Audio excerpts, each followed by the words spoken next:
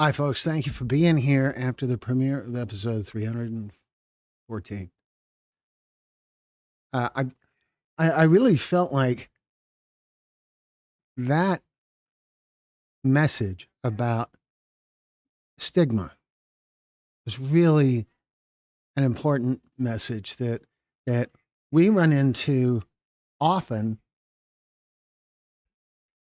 as we record these stories all over the country. There's been so many accounts from so many parents that have said things about how how this stigma affects the way they're treated, how they're alienated, how they're treated like like how they're judged as being failures as parents because this happened to their loved one, and that is not the case. Everyone in the course of growing up is uh, is influenced by a lot of people.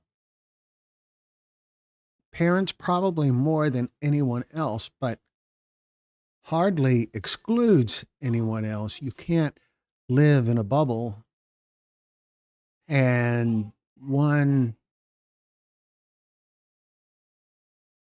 one different perspective can change a lot in terms of the course of a person's life that don't have one perspective that doesn't have anything to do with home life or environment or even the victim's character. And there's a lot of people out there who don't recognize that. I heard a story from one mother who was handing out naloxone, Narcan, and offered some to an elected official in her state. And the official responded, "I don't need that. I talk to my kids." What an idiot. What kind of idiot would say that? And what kind of idiot would vote for someone who has a perspective like that? I don't get that. Okay, so we have some comments here. Let me see if I can try to stay a little bit more caught up here. 471 days clean of fentanyl. Good job, Brenda. You were on it like Oprah on a baked ham, like a rat on a Cheeto. So, anyway, I lived with 15 years of shame, stigma, and guilt. Then, when God came and saved me, He took all of that nonsense with Him.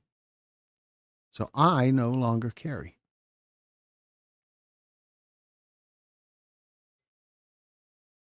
Welcome, Viola. Glad you're here. Appreciate you joining us. Always cool when you join us. Brianna says you're cranking them out at the end of the year. Well, yeah, the ones for the end of the year are a little different. There is, there's certainly not going to be any fentanyl stories uh,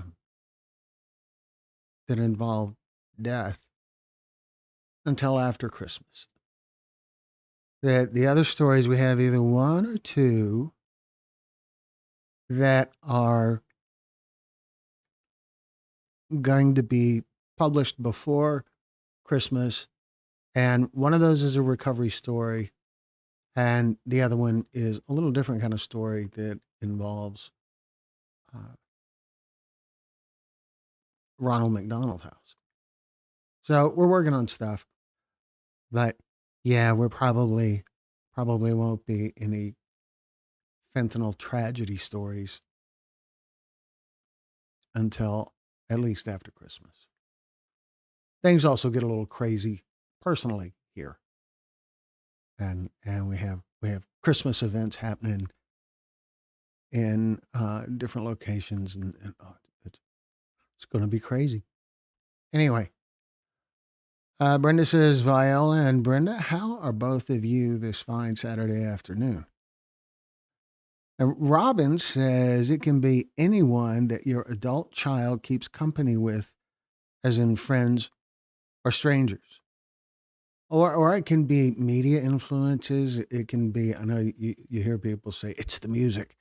And there could be some substance to that because if the music presents this kind of thing as being okay, then it'll seem okay. So maybe Kimberly says, I have missed it, but it is out there now. It is public and available. And so plenty of opportunity to watch it. It's not particularly long. It's just about 15 minutes long.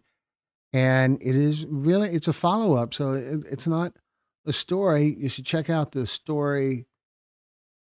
Uh,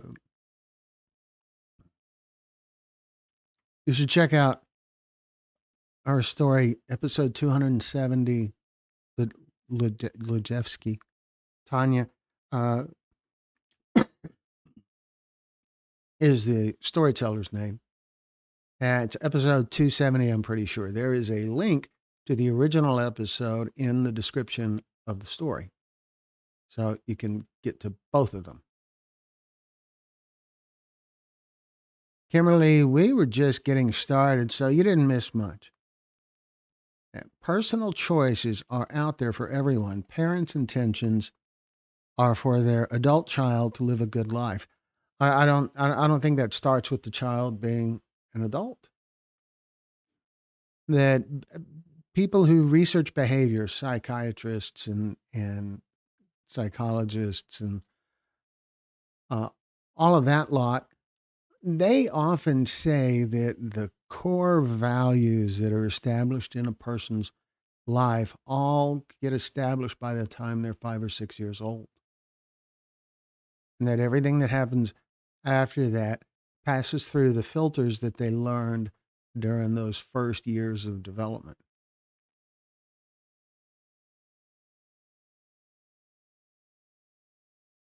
Robin says this world is getting very dangerous these days overall. Yeah, in some ways, yeah. But in other ways, some would argue it's getting better. That every year, pretty much for the last 30 years, crime rates have dropped. All of them. Violent crime, property crime, all of it has dropped kind of dramatically over the last 30 years. But you never hear anyone report about that because no one is very interested in that. There's no there's no money in it. There's no, a law enforcement agency can't go to city council and say we need a bigger budget and say that crime rates are down. They can't say both.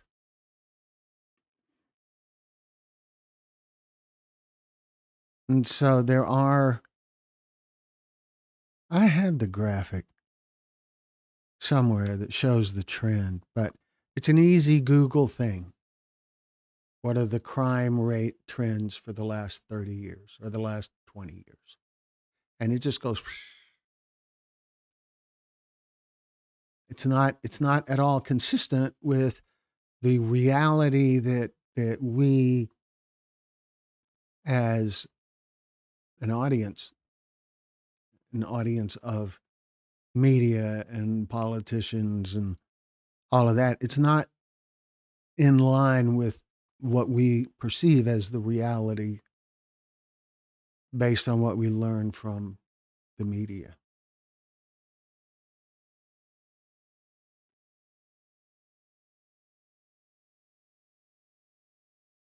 Brina Boo says, doing well, Brenda. Thanks.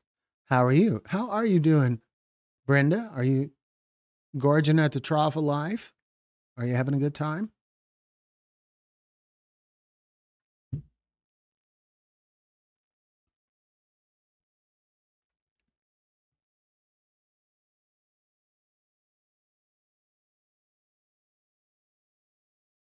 Mhm.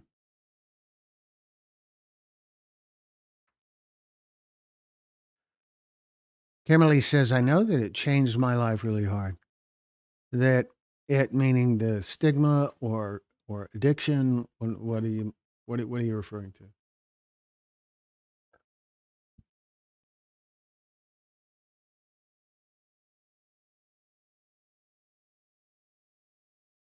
I see that we have 10 viewers right now, and or maybe we have 7.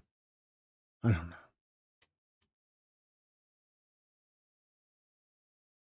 I don't. Oh well, there we go. Yeah, okay. This is better. What? Hmm. Anyway, sorry. So we have 10 people in the room right now. What are some of the let's talk about stigma a little bit because stigma is really a big thing and it's one of those things that really that that everyone has preconceived notions that can be stigma. What are some of those what are some of those things? What can some of you guys think of that needs more discussion, that needs more awareness, needs more understanding that relates to stigma. There is the thing that stands out to me is the stigma that keeps us from talking to people that are living on the street, the stigma that keeps us from wanting to get too close to someone who is unhoused or homeless or however you want to refer to that.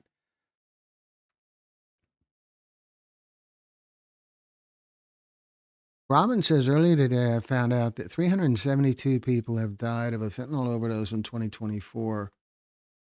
Mut- M- Multnomah County, located in Portland, Oregon, and that's just one county, a big one, I imagine, but it's just one county, and the same kind of thing is happening all over the United States, even as far away as Alaska.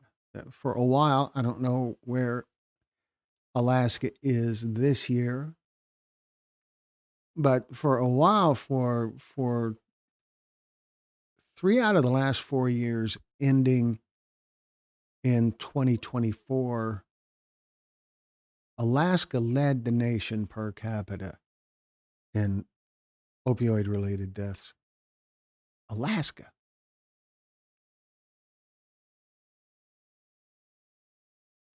Brendan says, Brent, Brina and Glenn, I haven't had this much fun since the hogs ate my brother. Okay. Wow. Wow. We really need Brad to interpret that kind of. I don't know. Brad seems like, yeah, because he's older, he might recognize that kind of comment better. He might,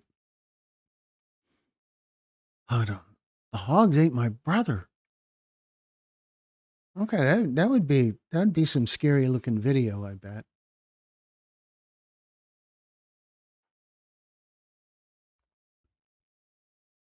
A video like that would get the kind of attention that videos like these stories involving fentanyl poisoning should get, but don't. Brenda says, here's a discussion topic. Addicts have feelings, yet people talk about us like we are some kind of monster who doesn't bleed real blood or cry real tears.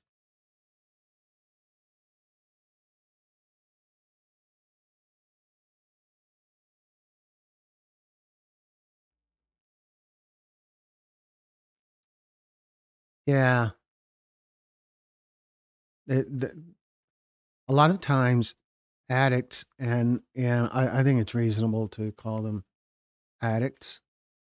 There's no there's no judgment in that. It's just a term.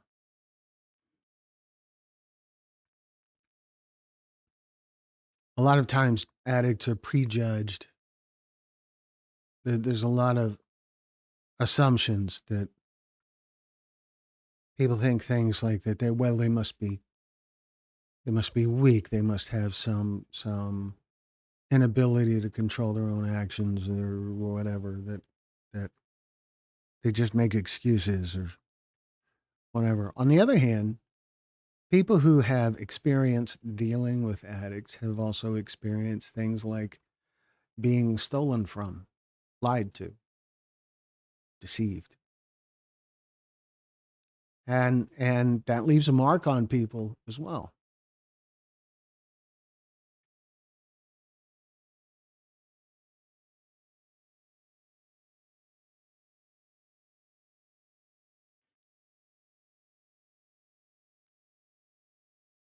So we have talked about doing a summit in Portland, and at one time there was someone in Portland working on arranging for us to have a storytelling summit there, and it just didn't work out. But it's still kind of on the back border thing. I hope we can get to Portland maybe during 2026 sometime, because Portland is certainly a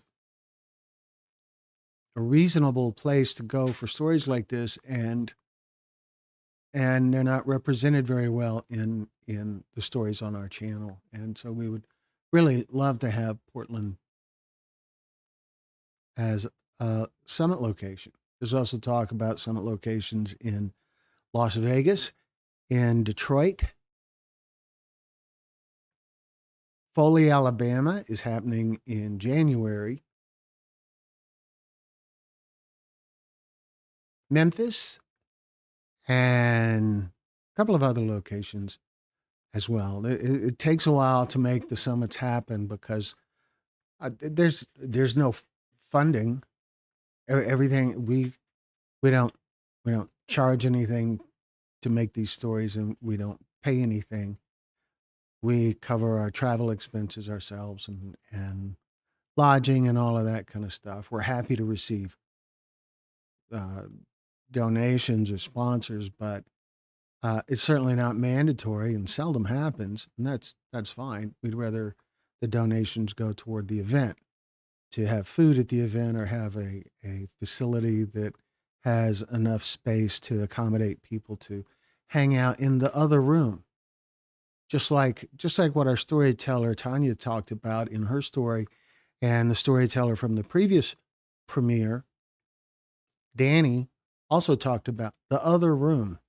I think we need to name that room something, because it's a magical place. And we could call it the green room. That's kind of the traditional thing, but it doesn't really fit with this because it's a place where people congregate and bond and connect with each other. It's very cool. Okay. Glenn, how about I think that just as many people that are willing to tell their stories, that there are twice as many that will not tell. I think it's more than twice as many. It's not people tell their stories for a lot of reasons, and for the storytellers that share their loss of, to fentanyl, I think that they find a bit of healing in talking about it, and then there's more healing when the story is published and the comments start coming in. So they get that, and the people who share their stories have a desire to help others, have a desire to use their story as a warning to other people that are out there, paying it forward, I suppose. And there's also this kind of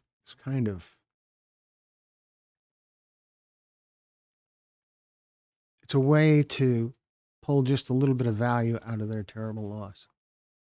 But it isn't for everyone who's had the same kind of terrible loss. We don't recruit people to tell their stories. The people who come to us to share their stories do so because they want to, for whatever reason, because it'll help them, because it'll help others. Usually it's because it'll help others. It's trying to be a part of the solution, and it's noble, honorable, beautiful. All right, I'm getting behind again.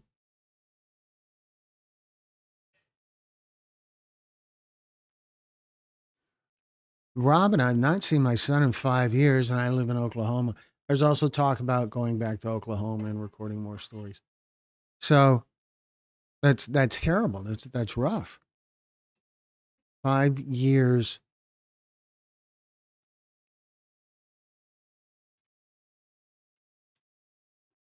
Robin, have we talked? Have we exchanged emails or something? Your story sounds familiar.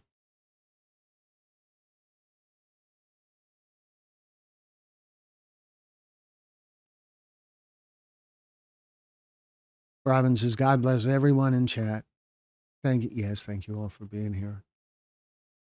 Brenda says, "I laugh when people think addicts are lazy. Trust feeding addiction Just feeding addiction is like having two full time jobs without weekends, holidays, or even sick days. You even have to work Christmas and Easter." That's the thing. I was talking with a psychiatrist about addiction once in an interview uh,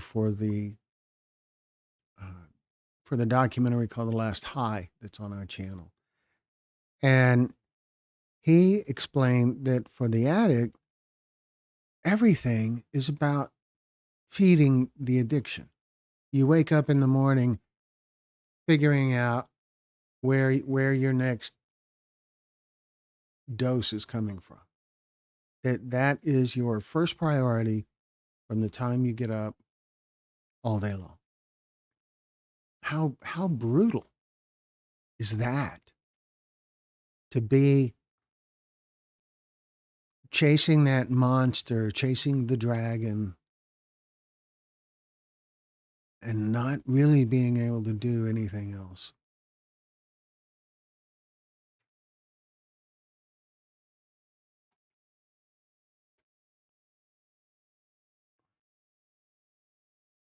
And so I just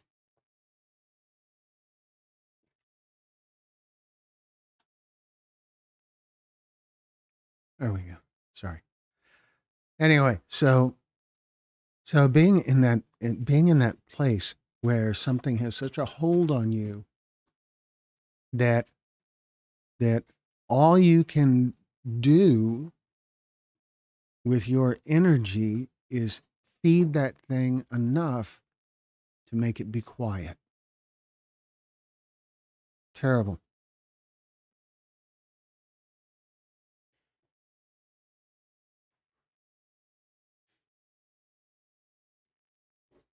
Kimberly says, "Glenn, I know that if I didn't have my God in my life, I would still be in darkness with cannabis." Yes, there's many people out there who have found salvation in turning to God for help. It's beautiful. We hear a lot of stories about that.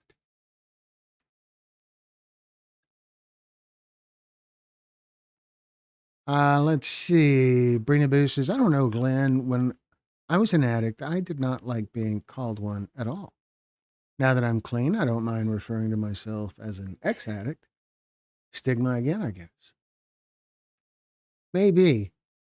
Overall, when we talk about people that are in recovery, they like you're saying here, they're fine with the term addict. I think while in addiction,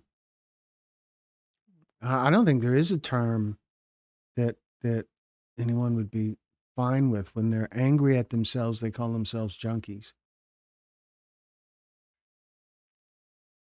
When they're struggling, I don't know. I can't think of a word that is easy, that's suitable, that isn't going to hurt.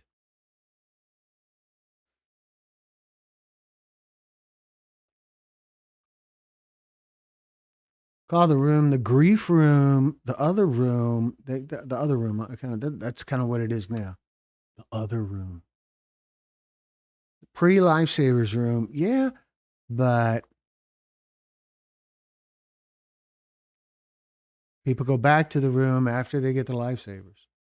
So, I don't know. Spontaneous friendships room. I'll work on more for you to choose from. Yeah, yeah, keep working. I think there's maybe the healing room or sanctuary or something like that. I don't know. I believe addiction affects our babies' lives. I think so too. Even in many ways, not just physically, but what they learn from what they see because of the addiction that they're witnessing.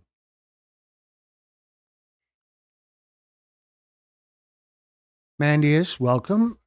Give your life to Jesus. He would give you the strength to overcome drug temptations.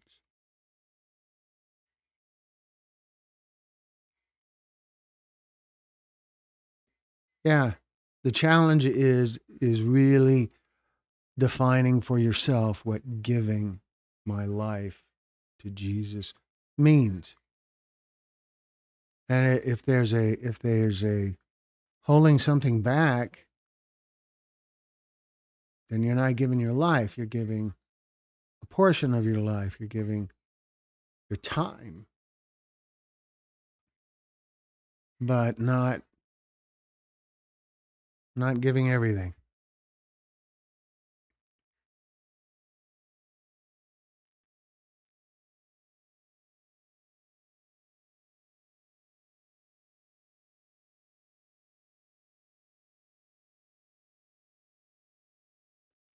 It changed my life from addiction, Kimberly says. And Robin says, "Thank you, Kimberly. That's me, Robin." Uh, the Rafa room. Look up the meaning. Oh, so now I have a reading assignment. Rafa, Rafa room. Healing Hearts room. I love it.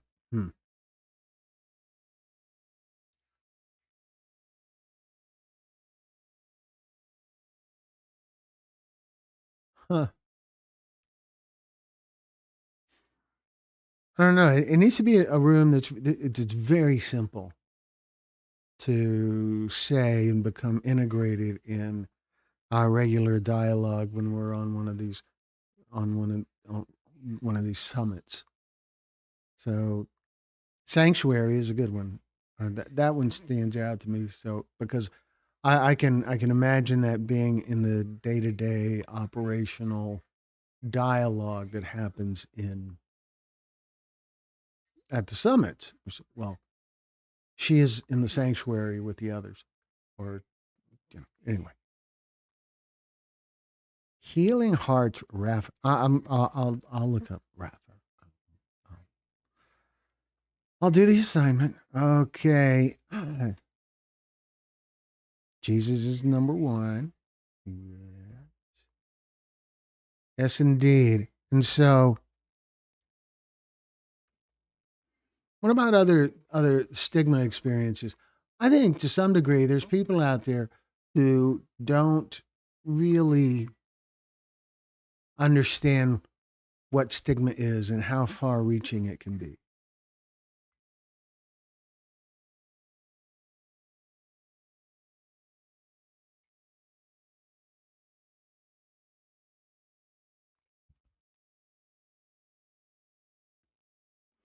Brenda says Rapha means to mend, to heal, to restore. So Rapha room is perfect. Glenn, can we vote on room now? No, I don't. I don't. In the Rapha room, we would be we would be defining that room frequently, I believe. But I'm liking it.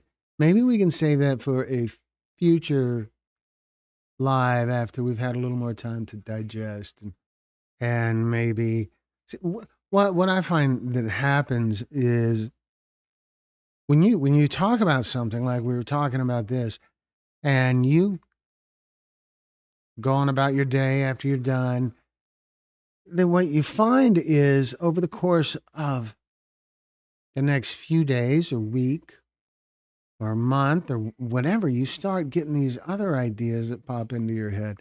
And so we can let it bounce around a little bit and talk about it in the next live or the one after that or both. Seems like a good idea. Why people on the streets thinking they are taking a pain pill? Robin likes healing hearts. I don't know. Hmm.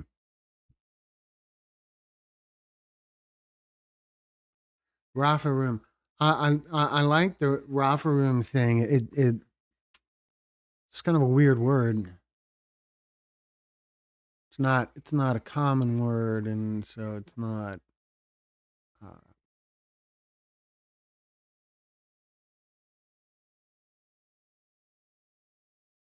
I don't know. That's the only downside I can see to it is that it's gonna require a substantial amount of definition at every event, which isn't necessarily bad.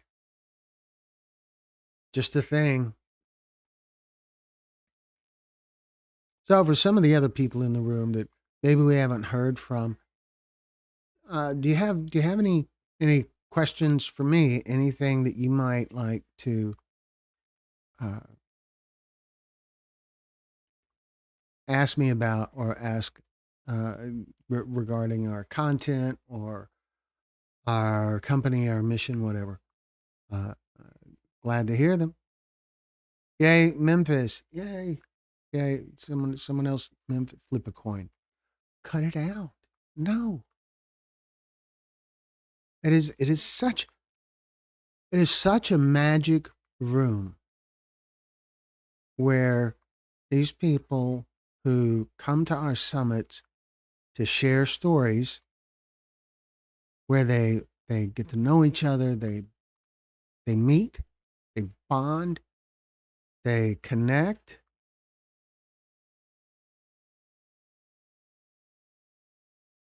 Oh, okay, maybe in the Rafa room.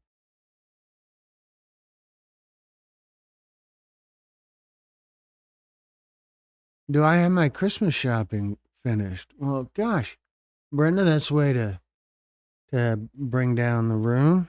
No, no, I don't.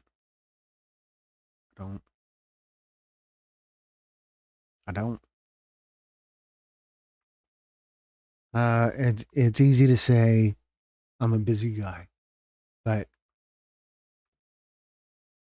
it's just a matter of putting it off. We can all say we're busy, but the reality is that we're not prioritizing it right.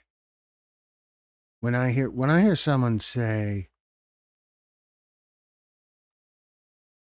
"Oh, that's good thinking too, Brenda," naming it after a magician, that's good. That's a good metaphor. So what I was saying, you hear people say, "I don't have time for whatever. I don't have time for,"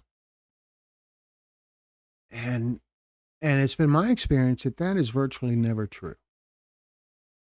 It is not that you don't have time. It's that you choose to spend the time on something else. They're the same people who often say, "I don't have time to exercise," or "I don't have time to take a extra college credit class," or whatever. Those same people can tell you what happened on every episode of Survivor, or can tell you what happened on every story on the Texas Pictures Channel, even. And so it's not really about having the time. It's not choosing to spend the time that way. So Violas is back to Stigma.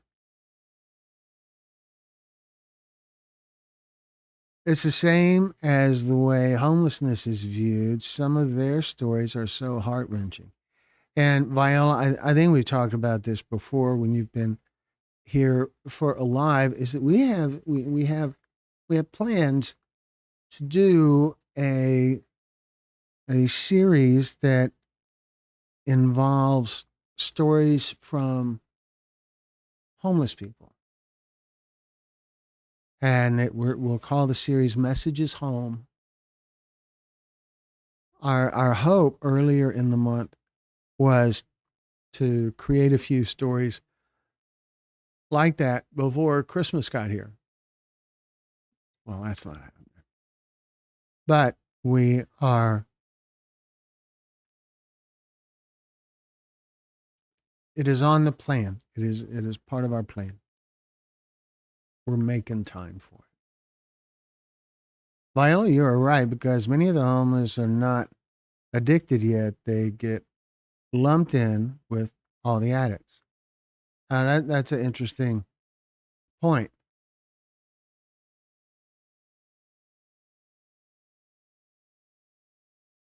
Viola, you misspelled wood.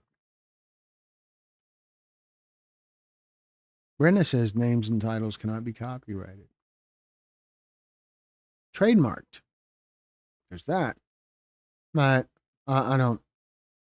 I wouldn't be particularly concerned about the name, but it is the seems like the most famous magician is Houdini. I don't know, but he did escapes and stuff, and so I don't see. It needs more thought. Needs more thought.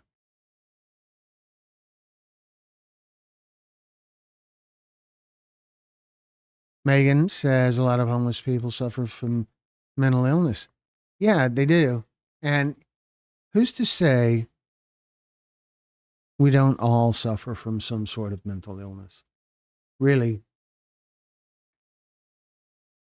maybe some of us are just blessed with a better capacity to deal with it or to hide it or to work within it.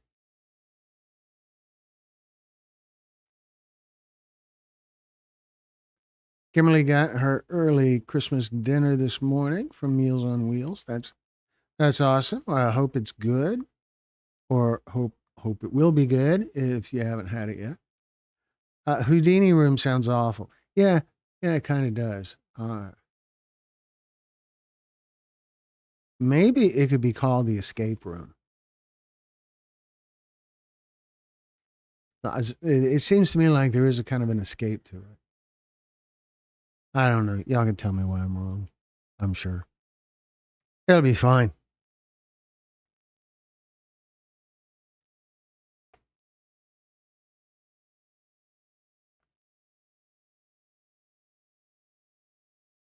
Hmm. So, what else do you folks have going on? Our next story, I can tell you a little bit about that. I think that, uh, sorry, um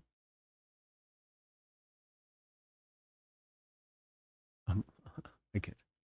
I have a lot looking at me here. I have three computer screens looking at me, and so there's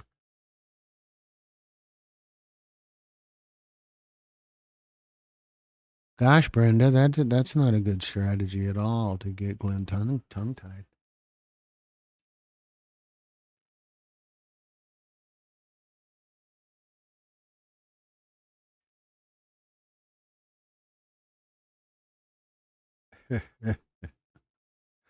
Our next story. I'm pretty sure our next story will be another recovery story, and it'll be from Mississippi, from Ridgeland, Mississippi. And the storyteller is a really good guy. We're still waiting on him to send us some pictures, and I don't know that he has done that yet. But I have the ability to look while we talk because I have all these screens in front of me here, and I don't see where we have received anything from him yet. Kimberly says, I know a whole lot of homeless people, homeless clients aren't addicted, but they are human beings and not addicted and have mental health disorders. That's the real key right there. They're human beings. That there was one time I think I may have told you about this before where it would have been around somewhere close to this time last year, and me and my wife and stepdaughter and her boyfriend, we were leaving a restaurant, and there was this homeless guy. I mean, he looked homeless. That's that's a presumption. Maybe that's even a stigma too to say, well, it's a homeless guy. But no, he's just on the street right now. I've walked on the street. That doesn't make me homeless. But he was in the parking lot in the middle of the like the major drive through the parking lot, and he was sitting there in the way, in danger.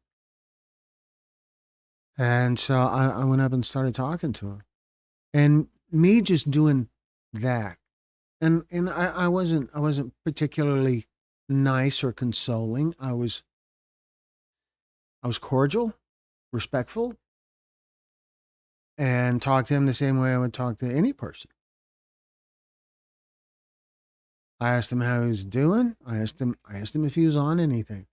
Because I do this. And so all those things, a lot of those questions that you would put back as, you know, that's not appropriate. Uh, I, I ask him anyway. Why not? It's a reasonable question based on the circumstances. He was relatively coherent, but not as coherent as he could have been. It seemed like. So to ask him, are you on something, is reasonable. Asking him, are you on something? Because he might need help. He might need medical attention. It's a reasonable question. It's not about making an assumption. It's just about looking out for him. And he said no. And we talked a couple of minutes more and he started to cry. I got him out of the parking lot and up onto the sidewalk.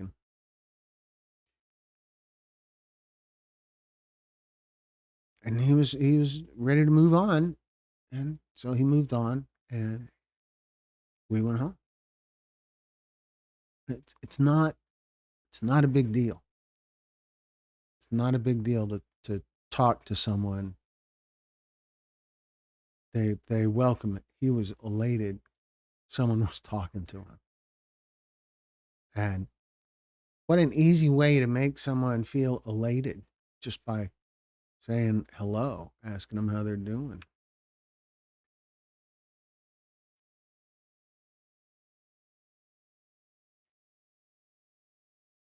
Petra, did I miss a name here? Viola, Kimberly, Brenda, Viola, Brenda, Kimberly, Petra. Can anyone tell me how you feel after taking fentanyl? Okay. And Brenda's asking, why do you want to know how a person feels when high on fentanyl? I will think about answering your question if you have a valid reason. Hmm. It's a good answer, Brenda. Uh, I can see someone asking because they want to better understand what the motive is that keeps a person, that gets a person to try it and then to try it again and then to decide to do it again to find it appealing enough to continue doing it until it develops into an addiction, which doesn't take long at all with fentanyl or other opioids.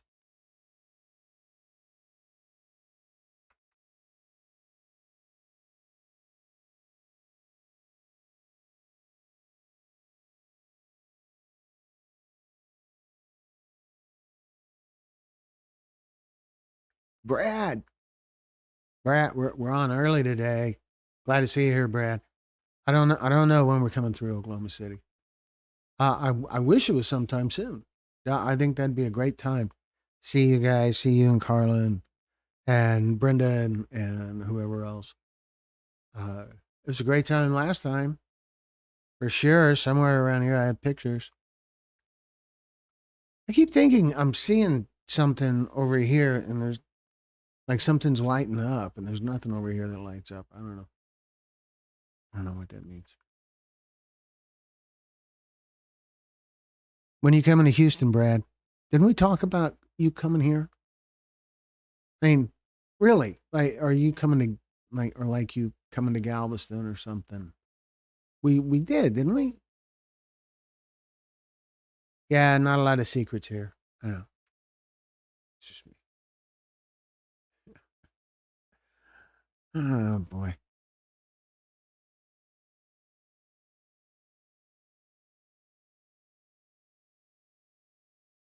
Stigma is like going back on using, can't handle being clean.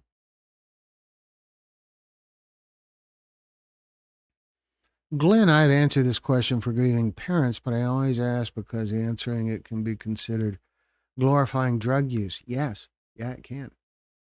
It can. It can and we get comments on the stories sometimes that are kind of similar that say, well, what's the appeal? And just in the course of explaining the appeal, it can sound like you're delivering a sales pitch or something. Like you're, I don't know, supporting it.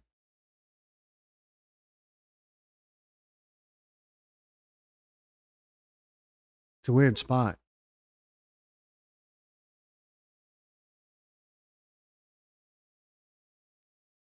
That thing, that wanting to,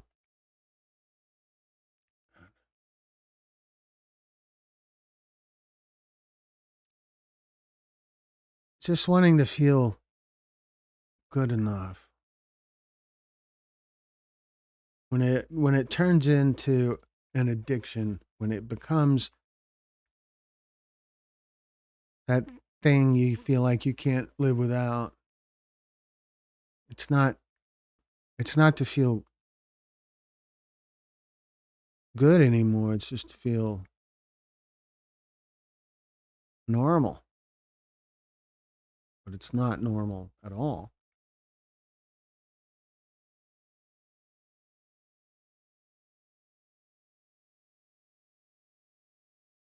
Brenda says, Brad, earlier, I told Glenn I haven't had this much fun since Hogs ate my brother. He said he needed to interpret this for him.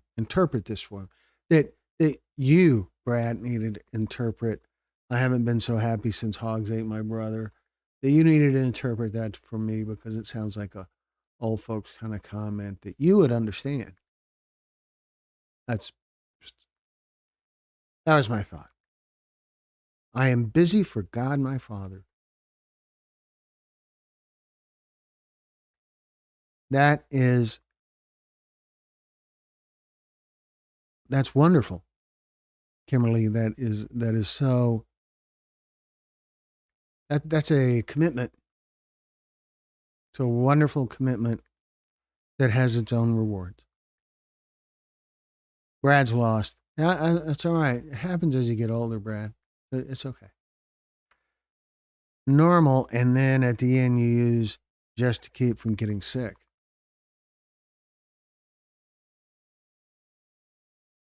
Yeah. Brad's lost. Okay, so Brenda used that. I guess it's an expression. I don't think the hogs really ate her brother. She used that expression, and to me, it just sounded like something from down on the farm way back when. It just and for some reason, way back then, made me think of you, Brad. I don't know,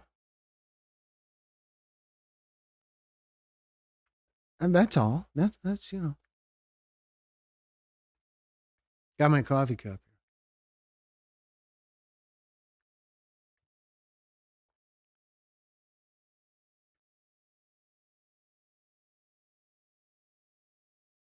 So I am just checking on something here.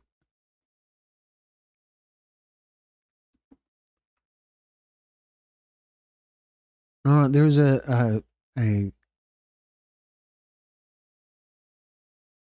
he was a counselor and a professor at a university that I interviewed. And he talked about that people in addiction will say, I just use it to feel right. And he points out that or to feel normal. And he points out that if your idea of feeling normal is being on a mind altering substance, you're so far from normal, you're not even in the ballpark. I'm quoting him. He is also in The Last High, a documentary on our channel called The Last High that's about synthetic cannabinoids. And so I'm just quoting him. Don't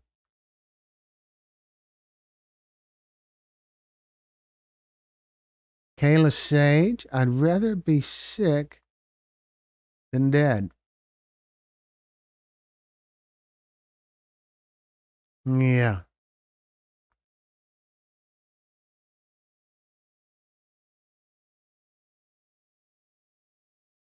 it sounds good, but there, there there tends to not be a good understanding of how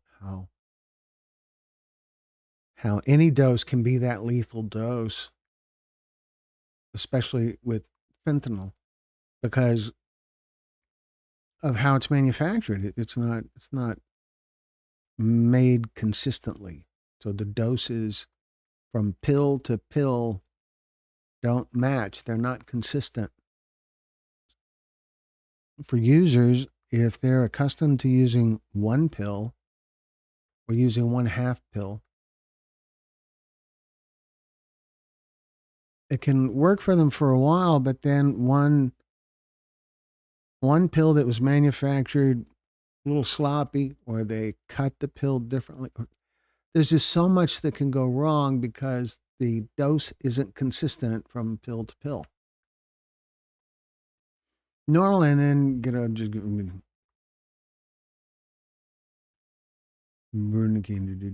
what about homeless veterans? Veteran PTSD among veterans. That's something that we've been talking to some people about, and it would help if I was a veteran, but I am not. But I feel like there's a great story that I met a state representative in Kansas and at an event at the state capitol, and he was very passionate about suicide among veterans. He and while we talked about it, he started to cry, and I feel like there's something there for PTSD among veterans and among peace officers. Both, both, and they're different between military PTSD and law enforcement PTSD. there's differences. One's not more severe than the other. They both can be devastatingly severe and challenging for the people dealing with it, but they're different because military PTSD, the type of PTSD is horrendous, but they have the advantage of getting to leave the battlefield. With law enforcement, the PTSD isn't as intense as constantly being attacked. But they could be at a traumatic crime scene in a Walmart and the next day be in the same Walmart shopping with their family. So it's different. The last few years I couldn't even get out of bed until I had my wake up. God, it was so awful. And so, yeah, that we hear that from a lot of people that are in recovery, how difficult it was, how how it just saturates every aspect of your life. It's so brutal. It is so wicked brutal the way that it just hijacks everything.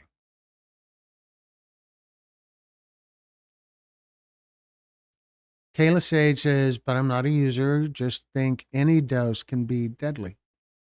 Yeah. Yes, I did, Glenn. I enjoyed it. Are you talking about the Last High documentary? And Kimberly's asking, Kayla, where are you from?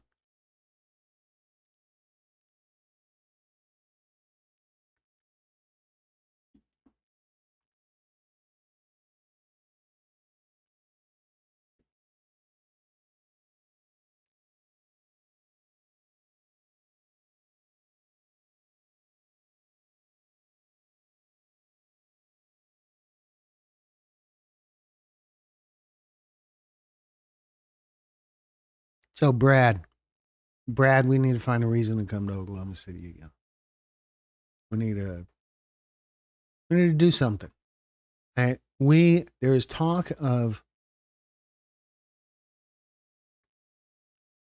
a summit in Portland, and if I drive, we can make Oklahoma City a part of that. There's I don't know. I don't know. I like to sort out a reason. The last few years, I couldn't. Yeah, yeah. So it is. We have been here over an hour. Wow.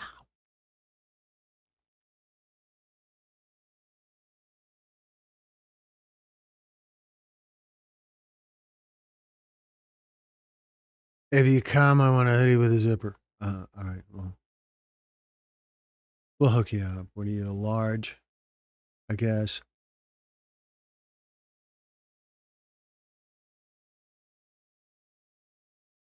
Hoodies tend to run kind of big anyway, but we'll we'll, we'll figure something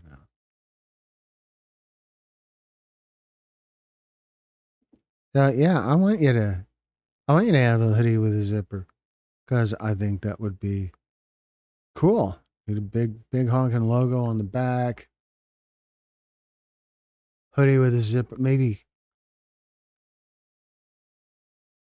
I don't know. I don't know what color. Black, gray, kind of a blue gray, something. We'll hook you up. We'll figure something out.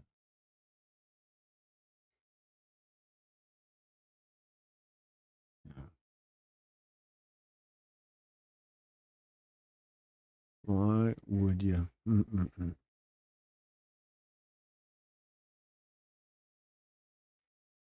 Brenda says I have to run. My daughter cannot figure out how to make a steam pot, so she cleaned out to clean out her nasal passages. That sounds that sounds uncomfortable. And Brenda is right. We're going to be wrapping this up pretty soon today.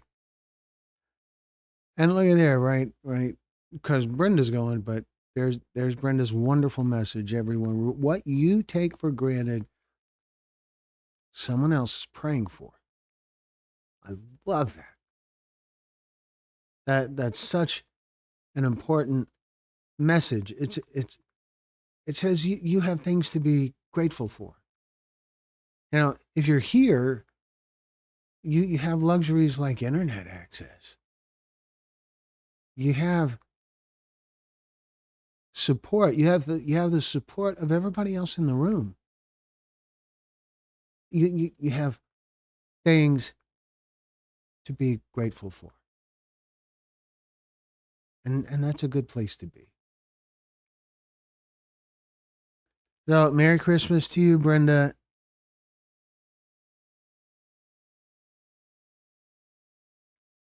Kimberly says God has sent you as an angel for that man on the street, Glenn. I was glad I was glad to be there. I felt for him. Uh, Wanted to help. We are gonna wrap it up. We are gonna wrap it up for today, folks. We've been here almost 70 minutes now, and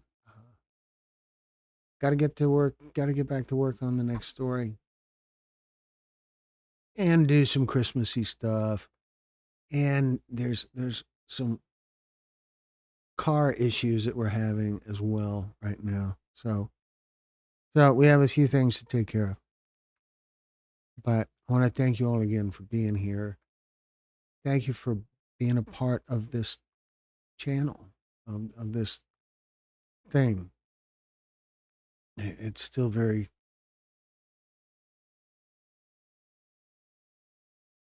I don't even know how to describe it. But I'm very grateful to be getting to do this kind of work. And so I just wanted to say that. Now, Kimberly can call Viola grandma. Hmm. All right, folks. So we're going to wrap it up for now. I always like to remind everyone that we are always available for you guys. You can reach out to us at any time. Anytime. Again, the easiest way to reach out to me is by email. And so you can email us at info@texas-pictures.com. You can also find me on Facebook. You can find Texas Pictures on Facebook. And through Facebook, you can send me private messages through Facebook Messenger. And you can learn more about us on our website, texas-pictures.com. You can find information about how to share your story. Glow in the Dark is here. Thank you for joining us, even though it's at the end of it all. Anyway, you can find information on our website about how to share your story. You can find a link to our merchandise store and more information about us, mailing address, and there's a phone number and all that cool stuff. So I want to thank you all for being here again and wish you all a very Merry Christmas. And we will talk to you folks in a few days. So good night for now.